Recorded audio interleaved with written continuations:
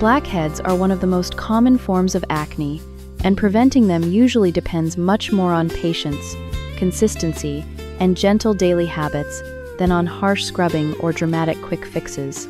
A blackhead forms when oil, dead skin cells, and debris collect inside a pore, and the surface of that material is exposed to air, which makes it darken. So the basic goal is to reduce buildup while protecting the skin barrier from unnecessary irritation. A mild cleanser and lukewarm water used in the morning and again at night is usually a strong foundation.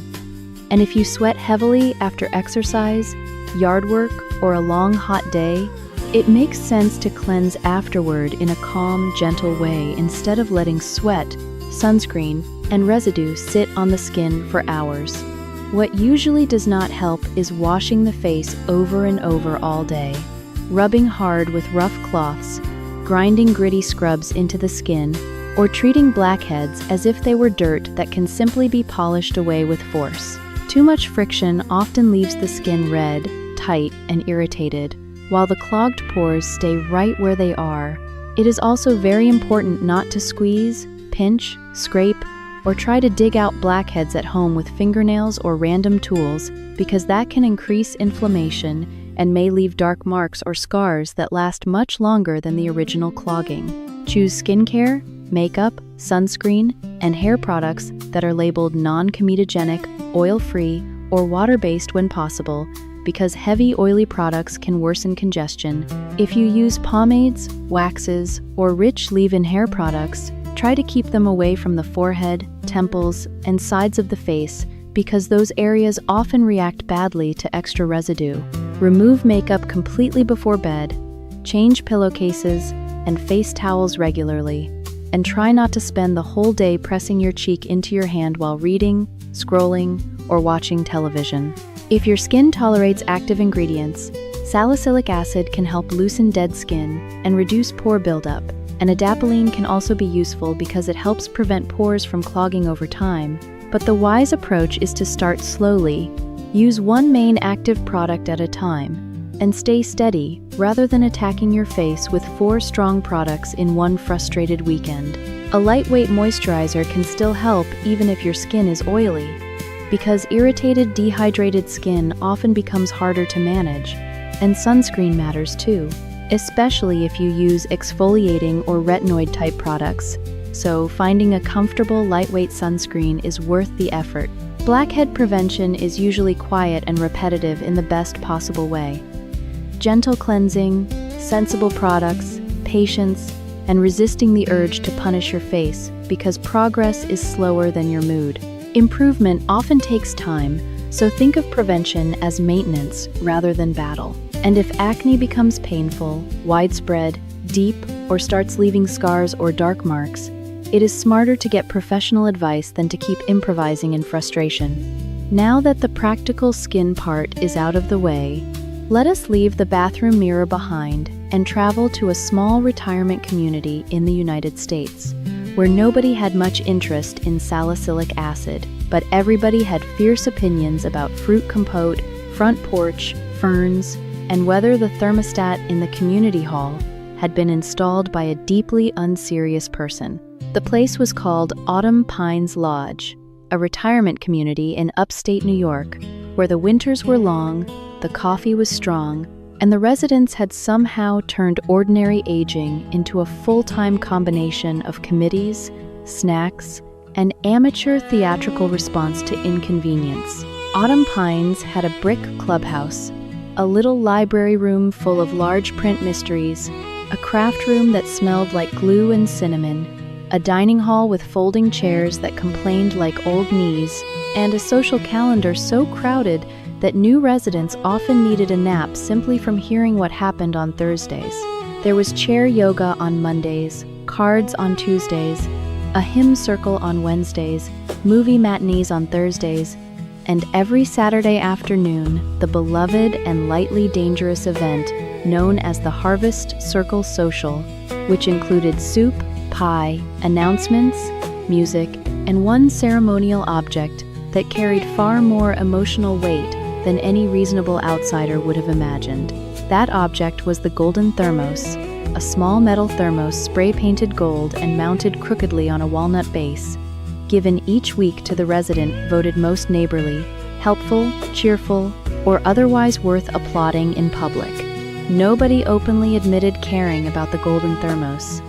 That was how you knew everyone cared deeply about the golden thermos. The reigning holder that particular October was 76-year-old Ruth Ellison, a retired school office manager with silver curls, sensible shoes, and the posture of a woman who could still silence a hallway just by turning her head slowly. Ruth lived in Unit 6B with 2 excellent cardigans, a spotless kettle, 1 heroic basil plant on life support, and a drawer full of birthday cards sorted by month because she believed affection should be efficient whenever possible.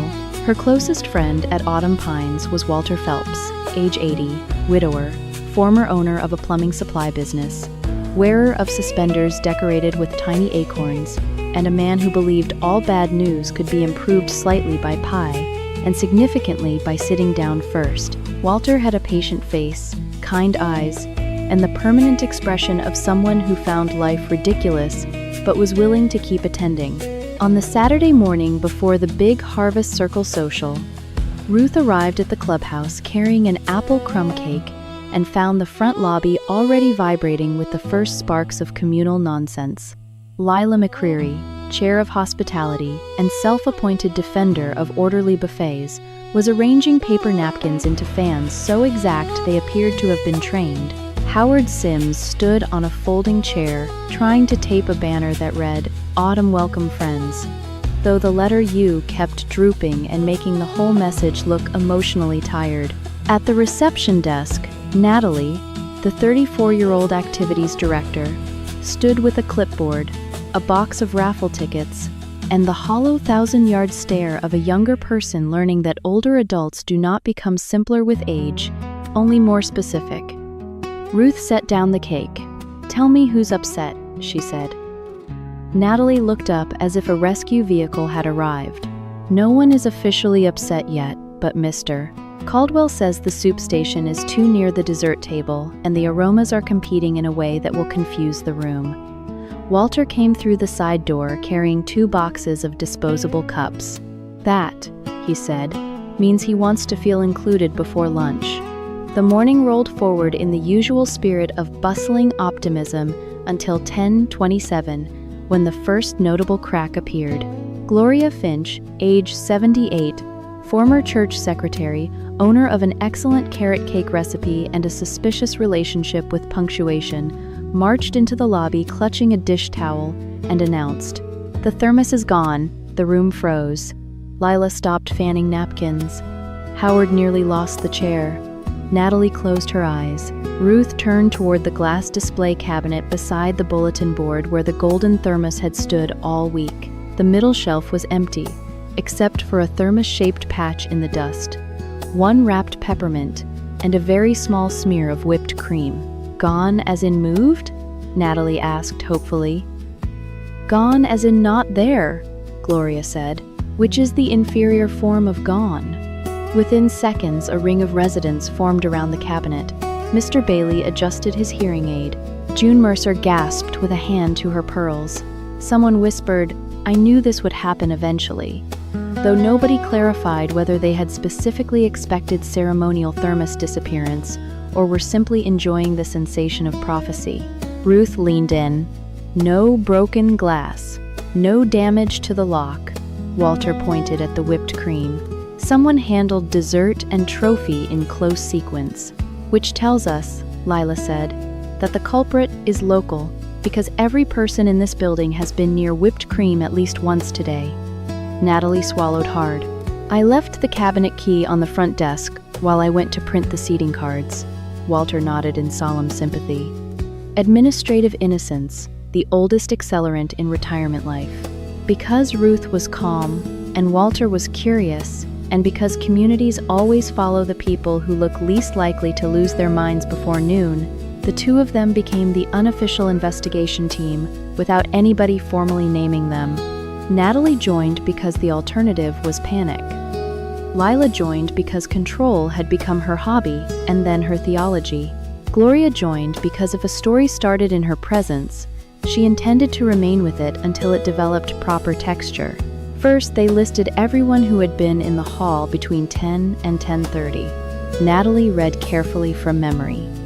Gloria, Lila, Howard, June, Stanley Reeves returning folding tables, Phyllis Archer from the knitting room, Doris Kelton looking for the restroom she still forgot every week, and a new resident named Vernon from Maple Wing, who had spent the morning smiling carefully as if friendship might require paperwork. Vernon turned out to be a retired accountant from Ohio, with tidy loafers and the cautious face of a man who feared retirement might contain more group singing than advertised. "I saw the thermos earlier," Vernon said. "It looked important in a symbolic beverage sense." "Did you see anyone near it?" Ruth asked. Vernon thought hard. "A woman in peach, or coral, one of those colors that are technically different but basically cousins." This described at least 10 women and 1 table runner. The first clue appeared at 10:43, when Walter spotted a small streak of gold paint on the edge of the doorway leading toward the television lounge. "Well now," he said, "either our thermos clipped the frame, or somebody is having a very specific craft emergency." Below the paint streak lay a tiny rhinestone shaped like a leaf. Gloria inhaled. "That belongs to Shirley Haddon." Shirley Haddon, 73, former salon owner, lover of scarves, rhinestones, and all forms of preventable sparkle, was the only woman in Autumn Pines capable of making orthopedic shoes appear like a deliberate fashion statement. When confronted, she examined the leaf rhinestone and said, "Yes, it is probably mine, but that proves nothing except that glamour has consequences." "Where were you around 10? Ruth asked. "Fixing my lipstick in the ladies' room under lighting that should be